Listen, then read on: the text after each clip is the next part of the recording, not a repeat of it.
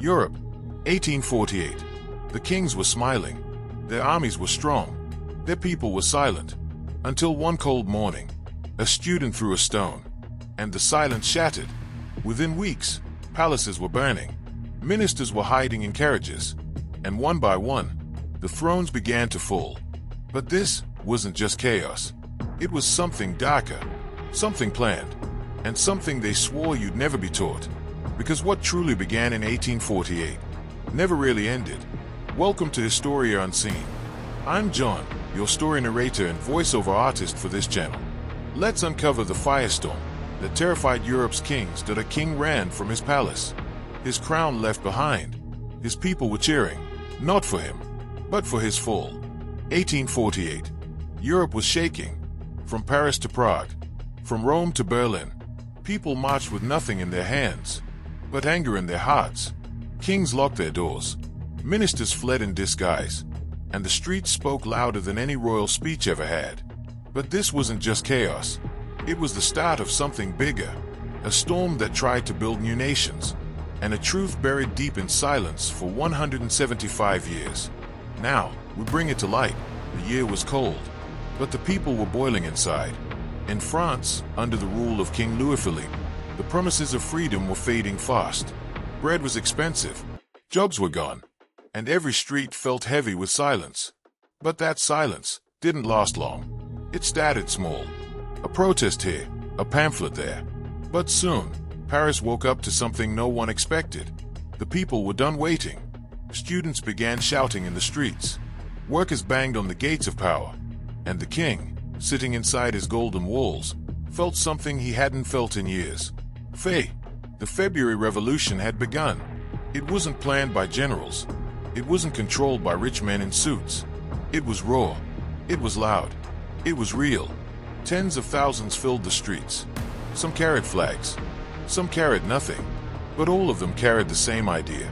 France must change. The army was cold. But many soldiers refused to shoot. Some even dropped their weapons and joined the people.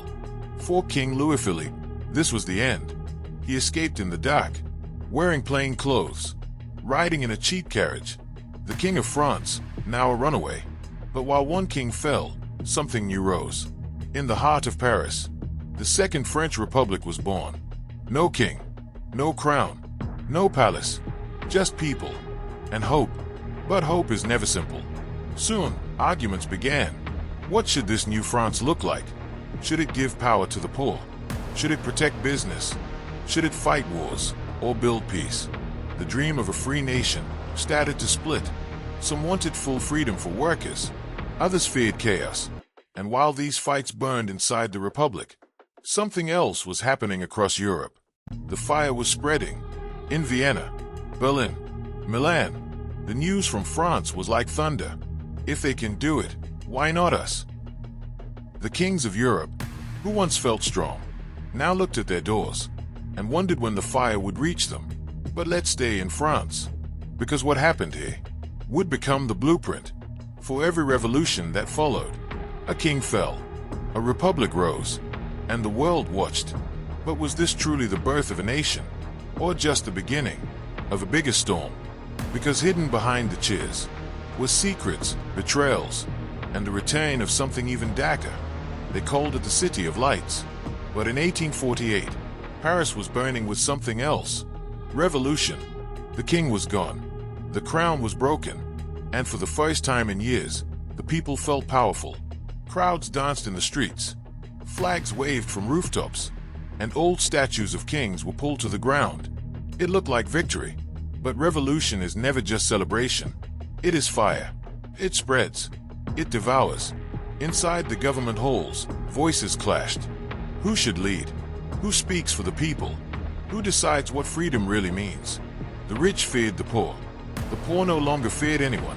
In cafes and bars, politics became the new weapon. Old friends turned into enemies, and the dream of unity began to crack. Outside, a different storm was brewing. Workers were still hungry. No jobs had returned. Factories still treated men like machines. They waited. They watched. They wondered if the new republic was just a new mask for the same old power. And then came June. A single spark lit the next fire. The government shut down the national workshops, a program that gave jobs to thousands of poor workers. Just like that, hope vanished. Paris erupted again. But this time, it wasn't celebration. It was war. Workers built barricades across streets. They used stones, furniture, anything they could find. They carved weapons from kitchen knives and waited for the army. 3 days of fighting turned the city red. Gunfire echoed through narrow alleys. Smoke covered the sky, and mothers pulled their children away from windows. The people had turned their own city into a battlefield, and the army didn't hold back. This time, there was no hesitation, no kindness, no mercy. Thousands were killed, many more arrested, some never seen again. The message was clear. Revolt once, you are a hero. Revolt again, you are a threat. The revolution had eaten its own children. The rich regained control. The republic still stood, but its soul had changed. And in the silence that followed, one man began to rise from the shadows.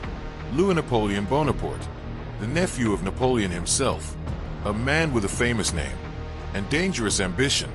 He promised peace. He promised order. He promised to protect the republic. But inside, he dreamed of an empire. And while France watched him closely, other parts of Europe had already caught the flame. What happened in Paris was only the beginning. It didn't stay in Paris. News traveled like lightning, by newspaper, by letter, by whispers carried through train stations and border towns.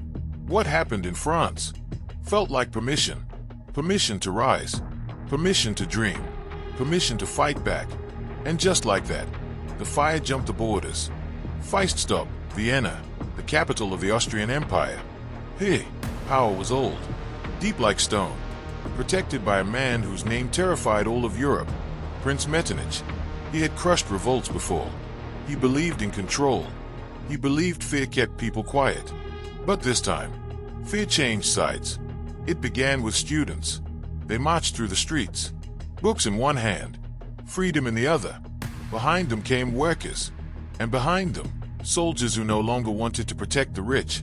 Crowds reached the imperial palace, chanting, shouting, growing by the minute. Inside, Metternich looked through a curtain, and for the first time in decades, he felt alone. By nightfall, his name was cursed in the streets. By morning, he was gone. Not arrested, not tried, just gone. He escaped in disguise, hidden in the back of a carriage, leaving behind his palace, his power, and his empire in flames. The people had won. But Vienna wasn't the only city shaking. In Berlin, the streets filled with smoke. Protesters faced off against Prussian soldiers. Gunshots echoed against the stones. Men fell in front of their homes. The king, Frederick William IV, stepped onto his balcony. He saw the blood. He saw the bodies. And he realized this was no longer a distant problem. It was here. It was now. And it wasn't just about bread or jobs anymore. It was about power. In Milan, people tore down Austrian flags. In Budapest, the voice of Lajos Kossuth echoed in parliament, calling for Hungarian freedom. Even in Denmark and the Netherlands, leaders faced new demands. It was spreading, faster than any army could stop, faster than any king could control. Europe, once ruled by palaces and thrones, was now speaking in a different voice. A voice from the streets, from the people, from those who had been silent too long. But revolution is never simple, because while the fire spreads quickly, it doesn't always burn clean. Each city had its own struggle. Each country had its own dream. In Germany, it wasn't just about freedom. It was about unification, about bringing dozens of small states together into one strong nation. In Italy, the revolution wasn't just political. It was spiritual. It was about throwing out foreign rulers and becoming whole. And in Austria, it wasn't just Vienna that rose, but also places like Prague and Croatia, where different ethnic groups demanded their own voice. So while the kings were running, the revolutionaries were also arguing. Different goals, different ideas, different dreams of what freedom meant. And in that confusion, in that beautiful, chaotic fire, some began to wonder, would they build something stronger? Or would their own differences tear it all apart? Because in the shadows, the old powers were watching, and they were planning a return beneath the flags, beneath the shouting, beneath the smoke in the streets, were real people, not kings, not generals, not politicians in fine suits, just students, mothers, sons, and forgotten workers who had waited too long for a world that never came.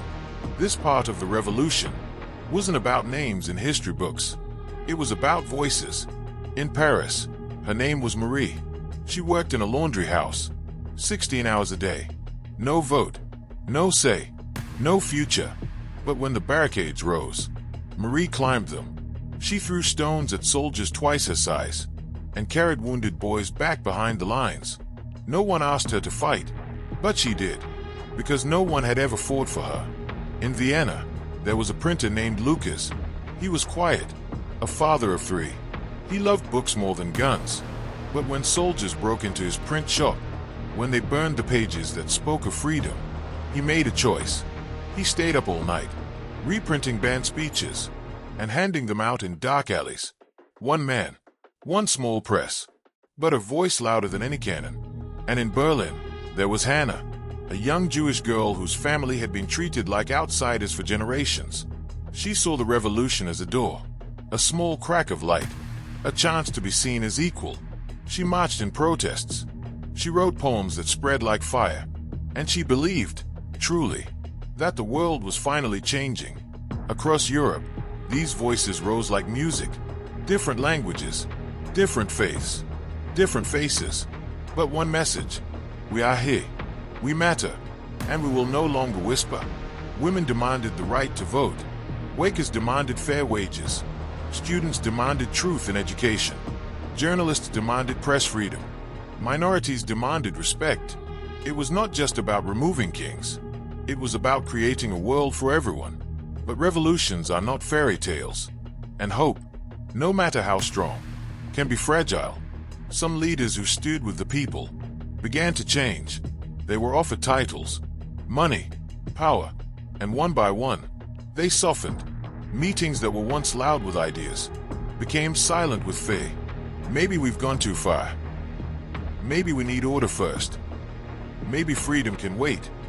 The people who had risked everything started to feel forgotten again. A familiar silence returned. But this time, it felt heavier, because betrayal hurts more than oppression. But the people were not finished yet. In cities across Europe, new voices rose. Voices that said, we don't want kings to return, but we won't trade them for cowards in new clothes. The revolution was splitting between dreamers and opportunists, between fighters and thinkers, between the past and the future. And in this confusion, some turned to violence, some turned to prayer, some turned to new leaders, but many just stood still, afraid that the dream was already slipping away. And while the people argued, in the dark corners of palaces, in royal homes outside the cities, the old powers were watching, smiling, waiting, because soon they would return, and they would return with fire. They had been silent, but they were never gone. The kings had watched from their hidden estates, their exiled castles, their faraway strongholds. At first, they were afraid. They saw their statues fall, their names burned in public, and their laws tossed into the flames. But now, the fire was cooling. The people were arguing. The revolution was tired. And that was the moment they had been waiting for. The kings were coming back. In Vienna, the Austrian Empire moved first. A young emperor, Franz Joseph, stepped forward, fresh-faced, polite, carefully trained by men who had ruled with an iron fist. He spoke softly, but carried behind him the full weight of imperial power. In October, the empire struck. The army marched into Vienna, not to talk, not to negotiate, but to crush. Cannons fired into streets. Homes burned. Barricades exploded. Thousands were killed, in their own neighborhoods, by their own rulers. What was once the people's city became a graveyard of dreams. Those who had shouted for freedom were now buried beneath it. And just like that, the Austrian capital was back under royal control. But the fire hadn't gone out everywhere. In Berlin, King Frederick William IV had promised reforms. He wore the German flag on his chest. He stood on a balcony and bowed to the people, but behind closed doors, he sharpened the knife. Weeks later, he sent soldiers into the same streets where people had cheered him. Newspapers were banned, speakers arrested, protests smashed. The message was clear: you had your fun, now go home. In Italy, things turned bloody. Cities like Milan and Venice had pushed out foreign rulers. They dreamed of a united Italy, strong and free. But Austria had other plans. Troops stormed back into northern Italy, burning towns, hanging rebels in public squares. The people fought back bravely, but bravery does not stop bullets. And in Hungary, the biggest battle was still to come. But everywhere else, the pattern was repeating. Freedom had stood tall, but it had no army, no money, no unity. The kings had all of it. They had waited, they had watched, and now they were taking back everything. Palace by palace, street by street, law by law. One historian would later write, the revolutionaries fought with paper, the kings returned with steel. But what hurt most was not the gunfire, not the prisons, not even the deaths. It was the feeling that maybe nothing had changed at all. The poor were still poor, the rich were still rich, and the promises of the revolution were now just whispers. But not everyone gave up. Some believed the revolution had only paused, that it wasn't over, that the next spark could still come. And in one country, they refused to surrender. They didn't just protest. They didn't just write poems. They raised an army. That country was Hungary. And what happened there would shake Europe again, because the next chapter was not about protests. It was about war. While Europe's revolutions faded into silence, one nation refused to kneel. Hungary. Others asked for freedom. Hungary demanded it, led by a man with fire in his voice, Lajos Kossuth. He wasn't a king. He wasn't a soldier. He was a lawyer, a speaker, a man who believed that words could move armies. And they did. In early 1848, Kossuth stood before the Austrian parliament and made a speech so powerful, people cried in their seats. He spoke of liberty, of national pride, of a Hungary that would no longer be controlled by Vienna. And the people listened. They marched through Budapest. They formed councils. They wrote new laws. They were not asking for reforms. They were building a country. And while other revolutions were crumbling, Hungary rose. They formed a government. They printed a flag. They trained an army, not just protesters with sticks, but real soldiers, led by real commanders, fighting for something real. Austria panicked. This wasn't a city riot. This was a rebellion, a full-blown independence movement. Right in the middle of the empire, Vienna sent troops. But Hungary was ready. The first battles were fierce, and to everyone's shock, Hungary won. Again and again, Austrian forces were pushed back. The world watched in disbelief. Could a small, poor nation, led by a lawyer with no crown, defeat the Habsburg Empire? Kossuth believed they could. He toured the country, raising morale, speaking in villages, promising a new dawn. For a moment, just a moment, it looked possible. But in the distance, footsteps were coming, not from Austria, but from the east. Because the Austrians, desperate and humiliated, asked for help, and help arrived from the most powerful empire in the world at that time, Russia. Yes, the Tsar of Russia sent over 200,000 troops to crush the Hungarian dream, not because he cared about Austria, but because he feared the same fire might spread to Moscow. And when those soldiers marched into Hungary, the people understood. They weren't fighting for politics anymore. They were fighting for survival. Hungary's leaders begged Europe for help. They wrote letters to France, to Britain, to Germany. But silence answered. No one came. And so, the last stand began. Outnumbered, outgunned, outmatched, Hungarian forces made one final push. They fought in hills, in forests, in rivers. They fought with everything they had. Women melted kitchen pots to make bullets. Children carried water to the front lines. Old men sharpened pitchforks. But the walls were closing. And in August 1849, it ended. The Hungarian army, broken. Kossuth exiled. The dream, crushed. The Russian army marched out, leaving behind silence and mass graves.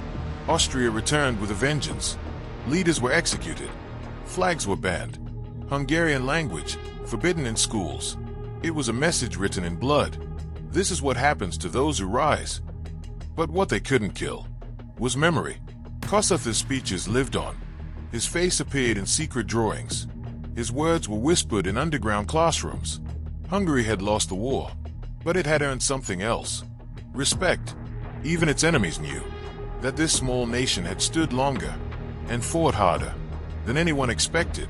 And that fire, though buried deep, still burned. Because history is strange. Sometimes the defeats become the seeds of future victories.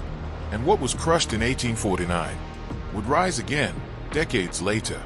But before that happened, one final chapter remained.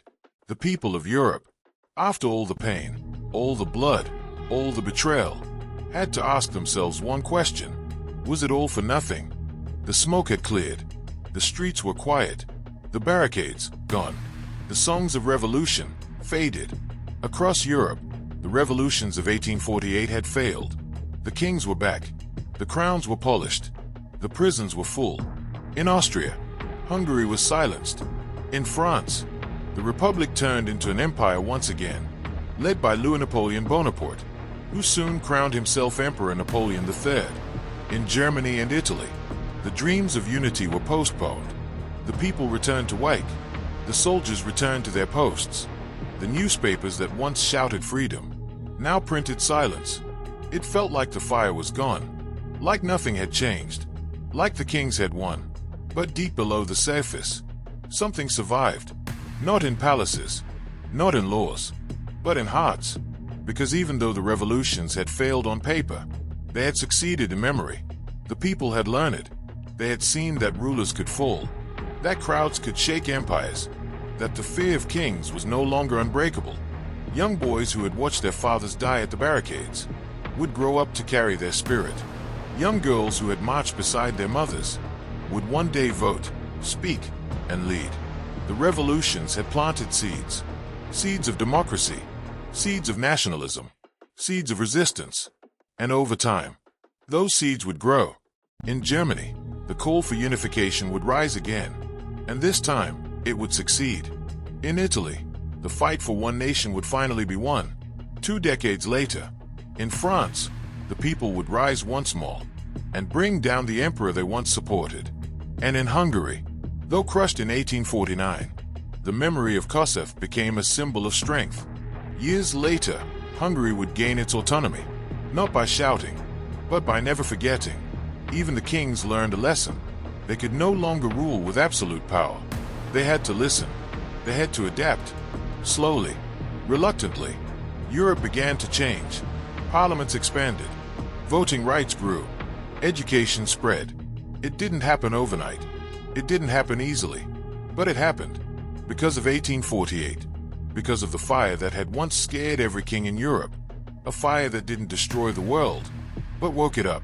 And maybe that was the true victory. Not the fall of every throne, but the rise of an idea that people matter, that freedom is worth bleeding for, that even if you lose today, you might just be lighting the path for someone tomorrow. And so, the revolutions of 1848, though forgotten by many, still live in the rights we have, the nations we belong to, and the freedom we often take for granted. Because history isn't always about what was won. Sometimes, it's about what couldn't be destroyed.